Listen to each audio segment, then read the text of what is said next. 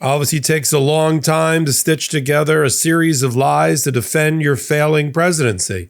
And in the case of Donald Trump, his joint session address took an hour and 40 minutes, beating the record of Bill Clinton by 10 minutes.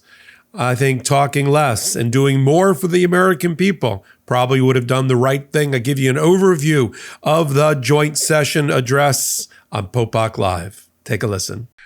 Let's talk about the joint session. Sometimes people are referring to it slightly incorrectly as a State of the Union address, and it's not the State of the Union address. That is by congressional mandate, by constitutional mandate. That comes a little bit later in the term. This is Donald Trump using his puppet master techniques to get the Speaker of the House to invite him to give a joint address. He's got a lot of fence mending to do. He's got a lot of breach repair to do. And he's got a lot of explaining to do with the American people. Let's just look at the poll numbers in the first 44 days of what is shaping up to be one of the greatest failures of an American presidency in modern history in the shortest amount of time. The velocity at which Donald Trump is failing is breathtaking. Of course, that all injures us as American people, but let's talk about it. 60% of the American people believe that the tariff war, which I'll talk about more at length later, will lead automatically to higher prices, and they are right. The Oracle of Omaha, Warren Buffett, still alive at 94. Who knows better than him about the impact on the economy and how to make investment decisions than the Oracle of Delphi, Warren Buffett? He said just the other day, tariff war, that's just an active war by another name, and that there's no tooth fairy that pays for tariffs. It's paid for on the back of the American consumer in the form of an indirect tax. So that's right. Consumer confidence has fallen off the proverbial cliff. Economists are shocked by how rapidly the Americans have baked into their thought process how bad the economy looks under Donald Trump. And so consumer confidence is down, which means we can't count on consumer spending to spend our way out of a recession. That's why under Joe Biden, remember those days when we had a roaring economy, a great 401k, an amazing job creation engine, GDP up, consumer confidence up. Sure, stubborn prices and logistical price supply issues because of COVID and the $3 trillion that had to go to restart the heart of the economy. But overall, a very well run, very well managed economy. That's over. That's over on day 44. It's over. Donald Trump has, as I've said, found a way to drive the American economy off the cliff. And as a result, consumers are not going to spend, and manufacturers, all the major manufacturing indexes say the same thing, that the people that make products in factories and plants, they're pulling back, expecting that consumer demand will not be there. And they're also expecting that consumer demand worldwide won't be there because of, the T word, tariffs. Once we get into a trade war with China, and we're in it now, that means they are going to tax our goods and services. That means the American farmer, you can kiss your ability to sell your products and agricultural products and supplies in China goodbye. And we, as an American people, could never consume enough of the American GDP ourselves. Let me put that another way. Our country's normal competitive advantage has been destroyed by Donald Trump. Our competitive advantages, we have the ability, once we stoke the fires of our economic engine, to produce more goods and services than any country in the world. But we have to have markets to absorb it, to sell it to. I mean, we can't just eat 20% more soybeans. We can't just eat 20% more chicken feet. I eat 0% chicken feet to replace the Chinese market. The Russian market's been gone forever. And the Indian market and other places, the Canadian market, the Mexican market. And countries like Mexico and Canada will just join together with China to create their own trilateral trading bloc without us. That's what we're watching. Donald Trump has unified the nations of the world. He has. For that, I give him credit, but it's against America, Americans' interest, and America's economy. So the State of the Union address, the joint speech to Congress today, he's up against manufacturing confidence down, consumer confidence down, stock market. Donald Trump doesn't even talk about stock market anymore. Not at all. Remember during the campaign, he talked about, when I'm elected, the roaring stock market. The reason the stock market has dropped for a day is because they don't like Kamala Harris. They don't like Joe Biden. And now nary a comment about the stock market, because since the middle of February, it has also fallen off a cliff. And there goes everybody's 401k and retirement plans, to the extent that you have the luxury of having those, boop, right off the cliff. So Donald Trump can't point to that as economic success, even though I thought that was the reason we sent him to the White House with all those Wall Street people, all those people that own those family offices and those hedge funds. They really understood Wall Street? Well, not apparently. Not apparently. We've gone back to the 1940s. This is like if there was a book that was written, I've referred to it before, you should go look it up, by Philip Roth, called it'll come to me in a minute. I was all excited about this part, The Plot Against America. I knew it would come to me. And they made a movie out of it as well on HBO, which they showed, I think, right before COVID. And it's about a historical fiction about what would have happened if FDR had lost his third term to Lindbergh, Charles Lindbergh, the famous aviator, who was American firster and very close and supportive of the Nazi regime and the Germans. I'd be doing this hot take right now, this Popok Live in German, if that had happened. And it's like that. It's as if Lindbergh became president in the form of Donald Trump. And so he's going to have to explain why the stock market has crashed, why consumer confidence is down. He's going to have to explain himself, and why he's conducted tariff wars, and why all at the same time. Why was it necessary? This isn't an economics class. This isn't a weekend assignment in some macroeconomics 101 in college or in community college, where why don't you posit into a thought experiment? This is my graduate assistant lecture, about what would happen if at the same time you started a trade war with 40% of our trade partners, including Canada, where we get most of our imported energy from, which powers our GDP and our manufacturing plants and factories. And if you did that at the same time, you got rid of millions of federal workers who earned paychecks and consumers at the same time that you cut off federal aid in the trillions of dollars, the billions of dollars for humanitarian purposes, and every one of those dollars has an American job behind it, and you do all that at the same time. What do you think would happen to the economy? Well, professor, and I was like 18 years old, 19 years old. Well, professor, this is our lives he's playing with. This is our pocketbook, purse, and wallet around the kitchen table issues, not Donald Trump's. So tonight, I am sure he's going to talk about, we need to cut corporate taxes. Yay, said the corporations. Boo, said the average American. This is why the Republicans don't want to go to town hall meetings anymore back in their districts. In fact, the leadership of the Republicans have told Congress people, don't hold town hall meetings, because they're getting hijacked by everyday Americans. The people that voted for them, their constituency, who are yelling at them about, what are you doing? You're not lowering prices, you're raising them. It's a tax on us. Why are you looking at Medicare, Medicaid, Social Security? Why are you cutting veterans benefits? Why are you firing veterans?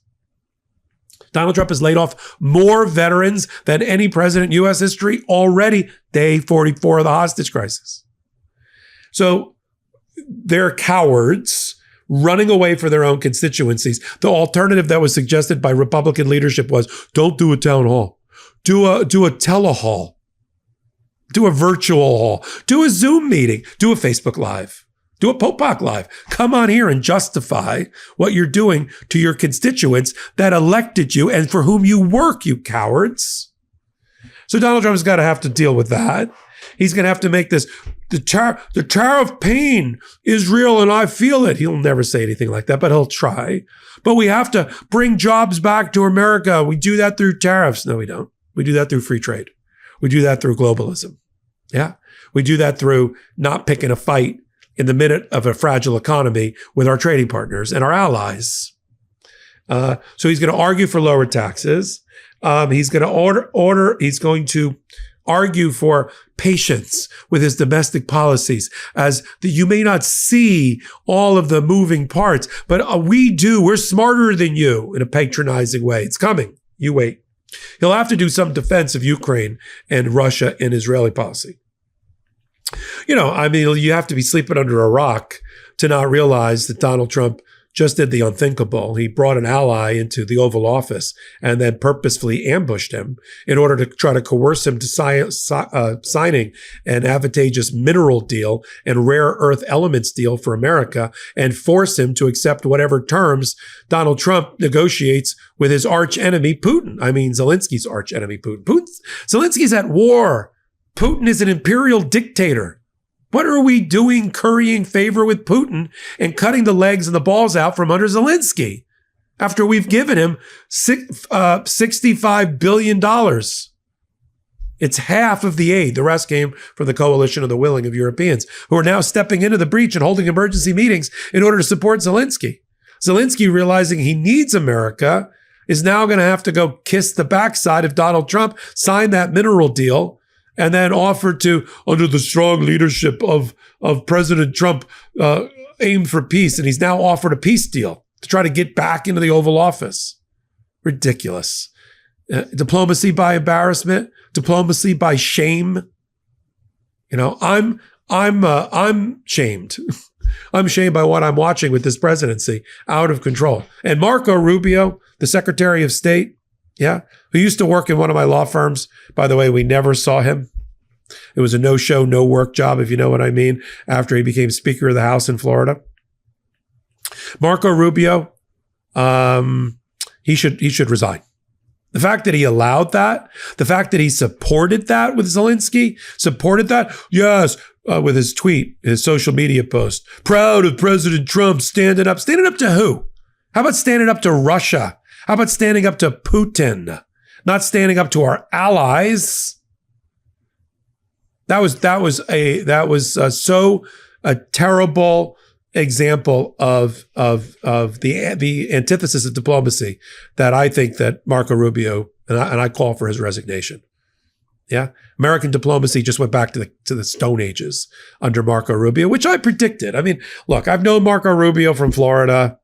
I knew he was going to be a meat puppet because Donald Trump's his own Secretary of State. He just sits there and stares down at his shoelaces when he's embarrassed. And he should be embarrassed now. So what else are we going to see during this joint address of Congress? Well, then we've got the human theatrical pieces, right? The human pawns who are trotted out by the party. We're going to have the family of Corey Comparatore, who was the firefighter who was accidentally shot and killed at Butler, Pennsylvania, when the gunman aimed at Donald Trump, and his family there. We're going to have apparently a mom whose daughter was killed by somebody who's undocumented. Where are the mothers of mass school shootings by Americans? I'm going to say this one more time. I probably won't. I'll be saying it a lot with this administration. The vast majority of violent crime in America is committed by Americans against other Americans. Blue passport holding, good old fashioned, generally white Americans, at least at the mass shooting levels. Mass casualty events are generally not undocumented. They don't go into schools and shoot. So where are the mourning families for the school shootings, for the shootings in churches, for the shootings in malls, in food courts, in movie theaters, in supermarkets, in synagogues, in mosques? Where are they? Where are the mourners from the guy, an American citizen, who ran over people in New Orleans? No, we have to make a cheap political point. So we trot out this poor grieving mother. I'm not blaming her. She wants to bring attention to this matter. I get it. But she's a political pawn. Let's face it. We have that going on. And then we're going to trot out Melania. Did anybody see that outfit she wore the other day? That man suit she decided to wear to go to Congress and then chastise the Democrats for not showing up for her big new revenge porn. I mean, listen, I'm all for being against revenge porn. See how I turned that around? I'm all against revenge porn and the AI and deep fakes, and I get it. And yes, you should bring it down. And yes, it should be bipartisan. But this is the number one thing that Melania could come up with, revenge porn. And she's going to have, I don't know, revenge porn people there that she can point to, and so people can clap for it. And then she chastises Democrats for not getting behind her. I don't know. The last time I saw her in office, it was cyberbullying. And that, which is mainly her own husband. Look to your right and tell the guy to stop cyberbullying, I guess is the right thing to do. And now we got to do revenge porn. Okay. So we're going to do that. And then you're going to see the Democrats and the Democratic House members, women, wearing pink. I like that. It's to show power and persistence. Sometimes they wear white as a nod to the suffragist movement to get the women the right to vote. Today it's pink. So look for lots of pink in that room. You'll have a few Supreme Court justices. They don't all go anymore. They're busy making terrible, terrible decisions against the American people. Just today, as long as we're on that topic, the United States Supreme Court decided to side against the Environmental Protection Agency, and they are for raw sewage being dumped into your water supply. Yes, you heard me right. The United States Supreme Court, in what else, a 5-4 decision, decided that the EPA couldn't regulate the way they had under the Clean Water Act, raw sewage being pumped into your water supply and into fresh water. Because they ruled that they created a whole new thing, and a after effect or an effect permit.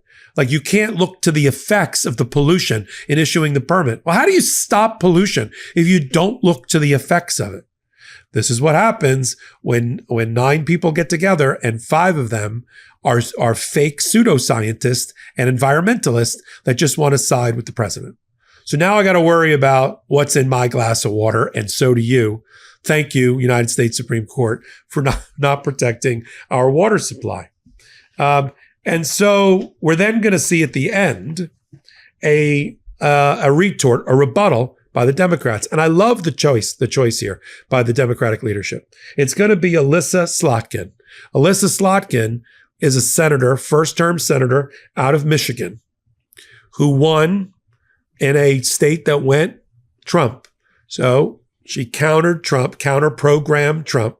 She's a former CIA analyst. So I'm sure she's going to talk a lot about, or should talk a lot about, how the intelligence community, the FBI, the CIA, the things about cybersecurity are being hollowed out. We're less secure under this president than any other president in her lifetime. She was bipartisan and CIA analyst. She worked for both Obama and for, I believe, the Bush administration. And she's going to start, as Democrats are getting off the mat now and figuring out how to find their voice and to oppose this administration. I don't care what the New York Times says. The New York Times said in its editorial today, I don't know if you caught it, they said, "Oh, Republicans are fumbling their message. They're playing into the hands of the Republic." I'm sorry, can I start that again? The Democrats are fumbling their message. They're playing into the hands of the Republicans.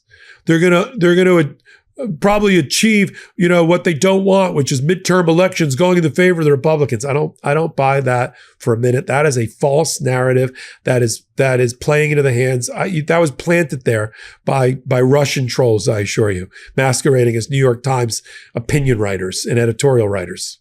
Yeah, I think we're doing just fine. I think the hand that we've been dealt is a tough one. In the House, Hakeem Jeffries is effectively the co-leader of the House.